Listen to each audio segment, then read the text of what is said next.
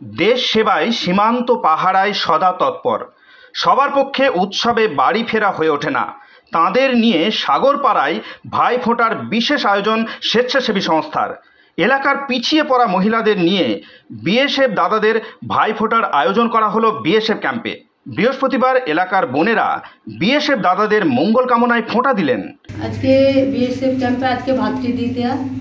আমরা সিনির উদ্যোগে প্রতি বছর আমরা গত 5 বছর ধরে সিনির উদ্যোগে এই যে বিএসএফ কমান্ডোরা আছে, যে সৈনিকরা আছে, তারা কিন্তু দিনের পর দিন এই বর্ডারের ধারে থেকে মানুষের সেবা দিচ্ছে এবং তাদের সুরক্ষিত রাখছে।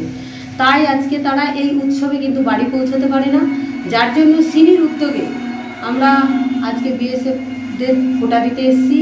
আজকে বিশেষ করে আরও আনন্দের বিষয়, আমাদের এলাকার আদিবাসী অধ্যুষিত মানুষগুলো যারা কোনোদিন এই অনুষ্ঠানে অংশগ্রহণ করে না এবং তাদের আর্থিক অনটনে বাড়িতেও এই প্রোগ্রামটা করতে পারে না, আজকে সেই সকল মেয়েদের নিয়ে এসে আজকের প্রোগ্রাম করলাম এবং বিএসএফদের ফোঁটা দেওয়া হলো। মেয়েগুলো সবাই ফোঁটা দিল এবং বিএসএফরাও খুব আনন্দিত এই প্রোগ্রামে।